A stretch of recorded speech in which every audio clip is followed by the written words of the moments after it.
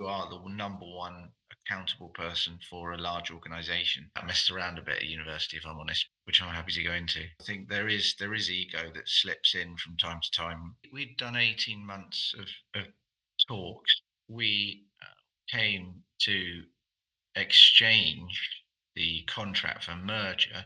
Are we going to go for this or not? We may have lost a quarter of the firm in the first year. It was very, very scary.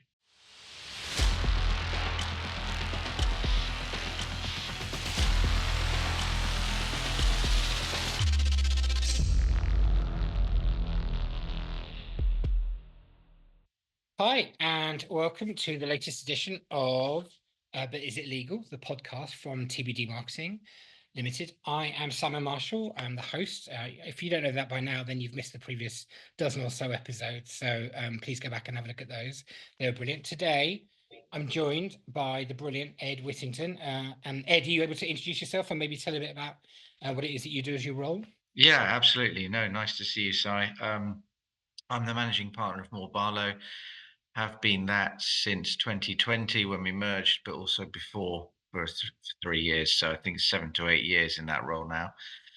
Before that, property lawyer, jobbing partner, and will return at some point as well to that job. So yeah, at the moment, managing partner Moore Barlow. And tell us a bit about the nature of the day-to-day and maybe a bit more about the firm as well. That'd be really helpful. What does the day consist when you're managing partner? Well, first of all, we just pause there and I'll quickly describe Moore Barlow, which is turning over 40 million roughly, 450 people, 6 offices, and we run from middle of London to West London, offices in Surrey, in Woking and Guildford, big office in Southampton, or just outside, and then another small office in Lymington, which is where the firm was born over 200 years ago. So my day to day would involve visiting those offices, talking to people, meeting my team, who are the business operations guys, meeting lots of partners, um, thinking about strategy and the implementation thereof. So yeah, always seem to be busier than I should be, if that makes sense. Is it a big difference between the kind of managing partner role and the prior role as a property partner? Night and day. Right. Um, yeah, I think it's almost incomprehensible, and I didn't realize that. I went into the role thinking this should be pretty easy. Nothing, just make a few good decisions, but it's it's just a completely different life role. I think different skill sets in a funny way. Some overlap, obviously, but yeah, I think when you're in pure management and leadership, you're focused inevitably on small everyday difficulties like you are when you're a lawyer acting for clients, but your ultimate responsibility is huge. Yeah. You are the number one accountable person for a large organization, and that is just very different from serving a client on a transaction or piece of litigation. Obviously, you almost certainly would be doing that with a team. Team will be reasonably small. And then I suppose the natural path to managing partners, you lead a division. But even with the division, I think most people are normally doing quite a lot of client work around that. Mm. And so yeah, to give all of that up, client work, and just focus on an organization, the strategy, the marketing, the finance, the people team, that is night and day, as I've said. And is it something you'd recommend to a friend if you had somebody who were coming up through the ranks as a Um, salaried or junior equity partner? No, would you say, oh, you got your eyes on being managing partner at some point? Something you'd say to them, yeah, you should go and do this, or I, I, avoid, or yeah, no, I think oddly, if no, it is definitely when I go back to practice. I I do think I've learned a huge amount by Mm.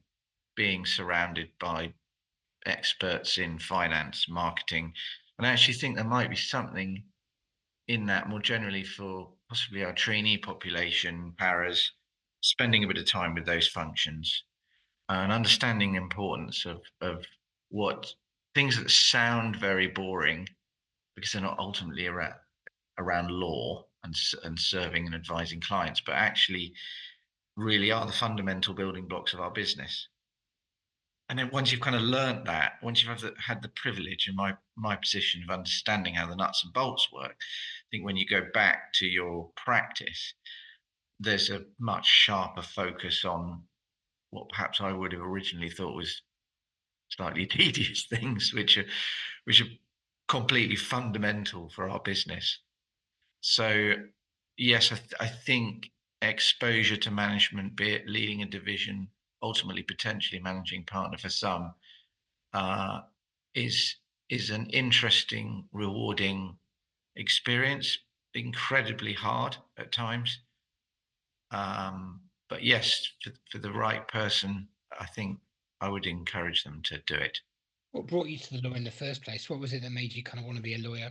Um, well, I didn't read law at university. I was um, I thought about it, but I really loved history. So I went with Yeah, it's the most common degree amongst managing partners. yeah. Not Is it? law. Yeah, Yeah. I'm not surprised because I meet a lot of I wouldn't say historians. I wouldn't class myself as a historian because I've wrote a few essays and sort of other than that, I messed around a bit at university, if I'm honest. But ultimately, I'm still interested in that underlying subject, and was then. And if I've sort of got a few different principles which I kind of have always stayed close to. One of them is play to strengths, do what you enjoy, and deployed that pretty early on by doing that history degree. Yeah.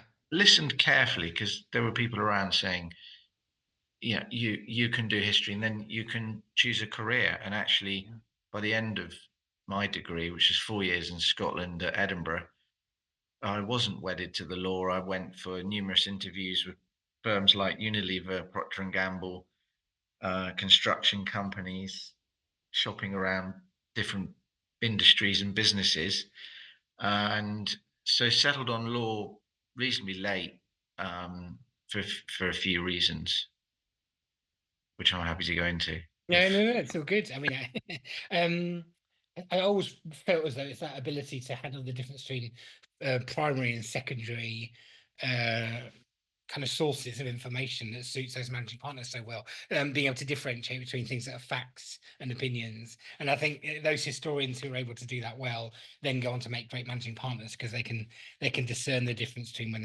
when they're just struggling with a different opinion versus what is in front of them as a fact instead. So that's me summarizing a précis of having worked with 25 managing partners over the last 25 years, right? Yeah. Well, we are not short of opinions around us. There's no surprise, Ed, that my agency is predicated on providing people with data as to how to inform those opinions. Right? It's not by Yeah. accident that happened. But Um, all our partners have opinions. Our business yeah. operations leaders have opinions, and they're very good at articulating them. So simulating all those different views and then trying to sort of craft your own thoughts from that, I think probably is that is probably the job of a historian, oddly. Somebody said to me, what a managing partner said to me a while ago, you need to you need to say to people, you're only allowed to have an opinion if you've got a solution as well, right? Because otherwise, I That don't would need I be don't need any more. yeah. Or I would also add to that a solution that is supported by some learning. Maybe as managing partner rather than as a partner, although I'll happily either way. What's the biggest lesson that you've learned and what prompted you to learn it? Well, I think this one's difficult because there are so many lessons that I've learned and continue to learn, and almost one, I suppose, one of them would be that we the importance of just understanding that every day will be a learning day. I think um, ego is a real enemy actually of progress and moving forward, and um, without without trying to be uh, too rude about my fellow professionals, I think there is ego that slips in from time to time. I think understandably, with lawyers tend to be high achieving people from probably quite a young age. Yeah. But if you've got a sort of inbuilt notion that you are in some way superior to others around you, it's quite difficult to collaborate from that point, and quite difficult to collaborate with. So yeah, one of my sort of major learnings is trying to get to the truth is always hidden, and it only really ever comes out by listening very, very carefully to people, without any kind of pre pre-existing notion that I'm in some way superior. So listening very, very carefully to many people, and then making up minds. I am a consensus builder, not a command and control sort of person, and um, that works for me. I don't think it works for everyone. So yeah, I just think being really, really patient and listening carefully, even to those that are constantly niggling at you and differ in opinions. Yeah. They're often actually the source of the greatest wisdom in some ways.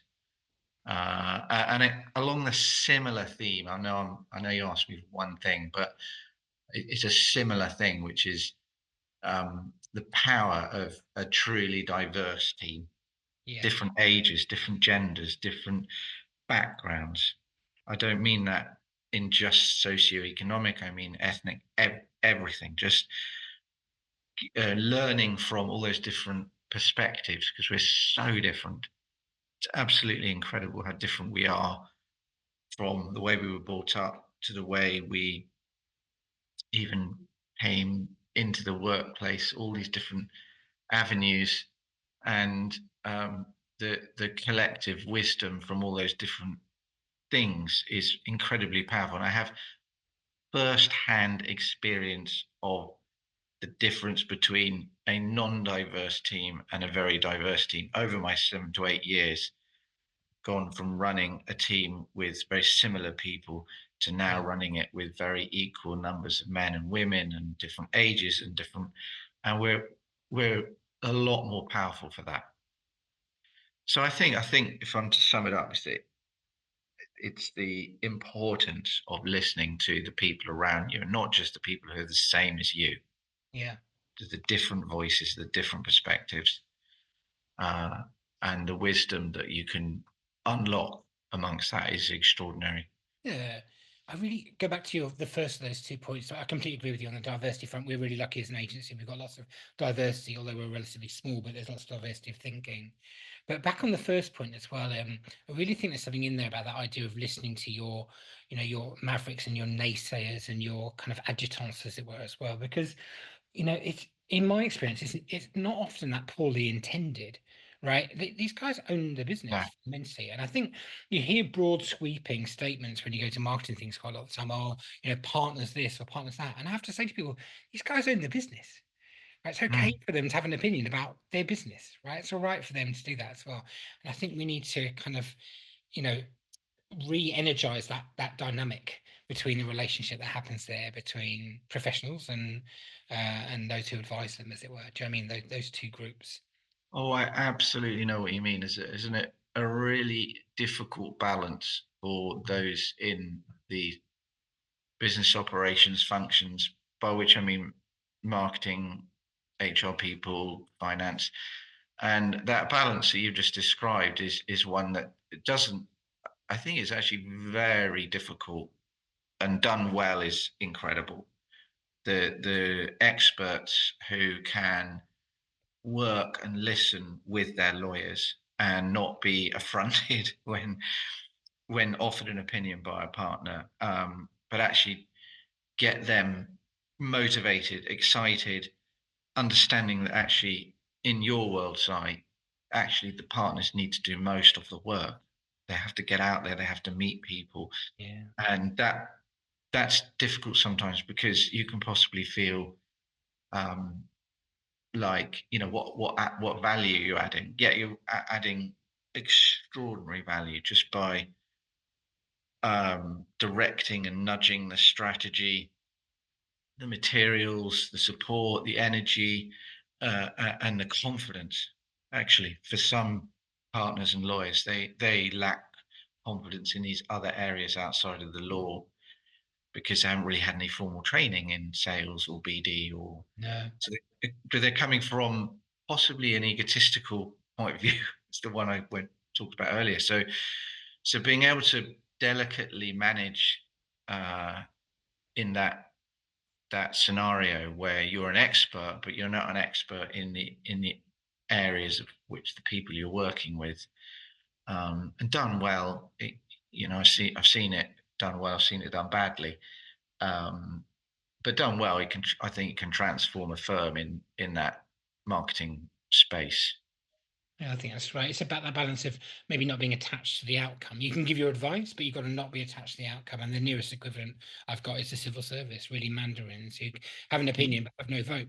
It's as simple as Yeah, that. I've not heard that before. That is similar. You've obviously went through.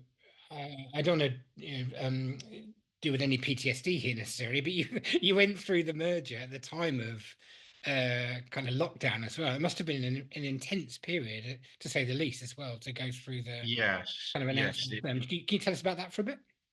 Yeah. So we'd done 18 months of talks, and this is when I say we, Moore Blatch Yeah. LLP and Barlow Robbins LLP. Moore Blatch being London, Southampton, and Lymington. So London and Hampshire, and then we felt Surrey was a very good fit. And actually, it was Barlow Robbins who approached us, who'd identified the same thing. So we started on a good footing, and I knew from what you learn out in the um, big wide world about what people say about mergers, having not done one before, but they'll always talk about the culture. And you don't quite know what they mean, but you don't want to just dismiss that because it it's just so talked about so much. So we spent a lot of time getting to know each other, particularly the leaders me and Helen, who was their chair. I was our managing partner. So by the time we came to exchange the contract for merger, the COVID was just breaking out, and nobody really knew at the very beginning what that was going to mean. But Mm. quite quickly, it it became apparent, as you'll remember, that it was going to be pretty serious. So we had Yeah. this extraordinary call where we just said, "Are we going to go for this or not?" And we just felt we just couldn't not. We'd built everyone up. We built these relationships. We built, and it almost got to the point where actually, however hard the merger was going to be, however extraordinary that was going to be in those circumstances of lockdowns and global health pandemic, we were probably better doing it together by that stage than retracting and losing that energy which we built up. And I even now, 5 years later, I think that was the right decision. I would worry about how those two smaller firms would have coped, having built up this excitement, becoming something new, Yeah. and retracting, because it was obviously the key thing in the pandemic in those early days was to foster togetherness and um, commitment. You know, almost sort of almost like wartime kind of culture, and we were having to do that with two different firms. I think, How did you create that esprit de corps? Is it?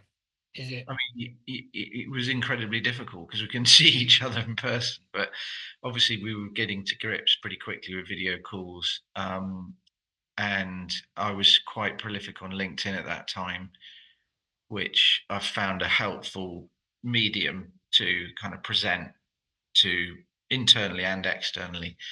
And also use of video calls, use of our families, um, use of our personal lives. We're all in it together. and we're not going to let this just slip away. Don't worry, we're all and we had to make some unbelievable decisions. I remember we were furloughing 100 people at one point. So it does almost, yeah, PTSD is not a bad sort of word. Not that I would compare myself to some people that have been through much more trauma than that, but it was very, very scary. And but in a funny way, strangely, when what I think possibly may have happened is if we hadn't, we really struggled in the early days to integrate. I mean, we were two completely different firms and we had to do integration. Yeah. And we may have lost a quarter of the firm in the first year because it was, it wasn't that pretty when you're having to meld this whole new firm together. And in some ways, maybe the very beginning days of the pandemic, nobody was going to leave their firm at that point.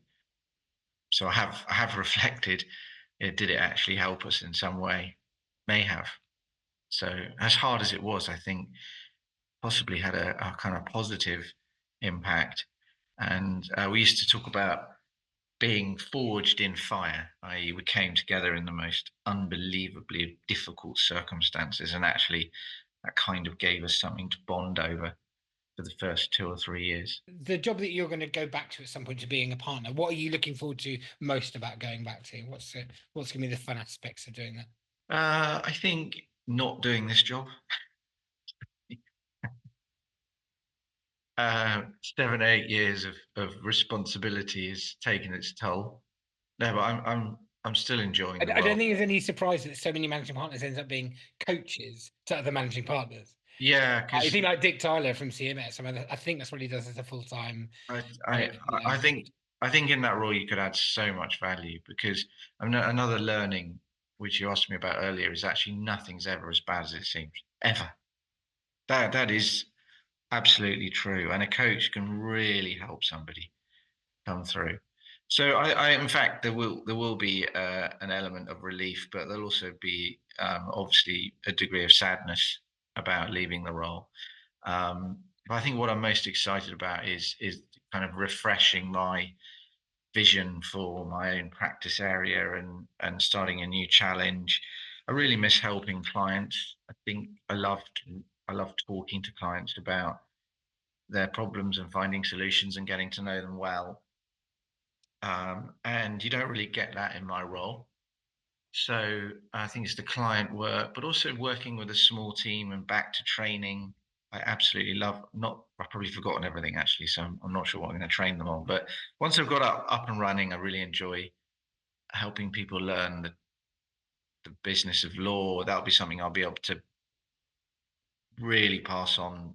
All the stuff I've learned as managing partner, I'll be able to pass on to junior lawyers about the importance of all these other things, as well as the actual law and the advice. And so, yeah, there are A lot of the client base was rural kind of landowners. Is that right? That rural you looked after? property. Yeah. Because they're having a heck of a time of it after the budget. Uh, I think, so yeah, no, it's worrying, very worrying times for family businesses. It's not just farms, but any family business now um, is going to really struggle to cope with a death of an entrepreneur, because I mean, fundamentally, it's their livelihoods.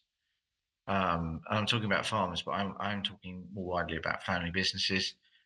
They have their livelihood, and there's not many other instances where a livelihood is then having to suddenly cough up a massive amount potentially of cash uh, on the death of a entrepreneur, a founder, or second generation. So it's a huge shift, really coming into public eye at the moment, which it surprises me because I've known about these reliefs for yeah, well, my whole practicing career, and the importance of them for family businesses and farms.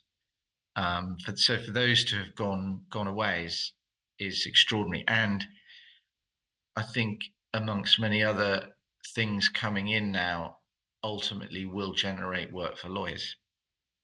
So strangely, I think we as lawyers will be extremely busy in the next few years. Um, but we'll be helping clients in a spot of bother, um, who'll have to do planning and need our advice, accountants, banks, to navigate different different waters. Suppose the one potential positive that I can see that comes out of it is maybe a better route through from succession planning for some of those businesses or some of those kind of farms that Yeah, because you have to I give think, away the gift 7 years in a way, and yeah, you can still do the lifetime gifts for business assets. So we'll see a huge amount of that. yeah, And as you say, yeah, always trying to look to the silver lining. It is what it is, and actually, clients probably need lawyers who are coming to them with positive solutions, not sort of demoralized negative thoughts. So right. yeah, really like that. So actually, yeah, From memory as well, you quite enjoy the. I mean, you said you enjoyed doing the client service side of things. I think you quite enjoy the BD side of things as well, getting out there and yeah, kind of the thrill of the kind of the win, as it were, of new business and new business for existing clients. Is that something you're looking forward to doing more again as part of the day job? yes, and in fact, something I'm doing a lot more of now. Okay. Yeah, as the firm has settled down and integrated, and my team are sort of running the show really, and I think what I've tried to look at is where I can add the most value. Um, and so really leaning in now to business development and thinking strategically how I can help open doors, attend meetings, go to events, really lead the way on that front. Because I think if you do something, then the partners are saying, "Oh, actually, well, if Ed's doing it, I should do it." Whereas if you just sat there internally, never leaving the office and never going and seeing the big wide world, it's possibly not the best example to set. So yeah, really enjoy the BD, and yeah, landing a new client is very satisfying when you can kind of trace it back to your own efforts or the team's efforts or a bit of advice you gave somebody. It's a fun thing for me to be Ed, helping with. thank you so much for all of your time. That's been absolutely brilliant. I've really enjoyed it as well. Listen, if you're listening to today's episode and you've liked things that Ed said, then please give him a follow on LinkedIn. He said it earlier in the episode, but he, I think, does share kind of his own personal journey through business and what he's thinking about and things like that as well. He's got a great LinkedIn feed, so go and take a look at that.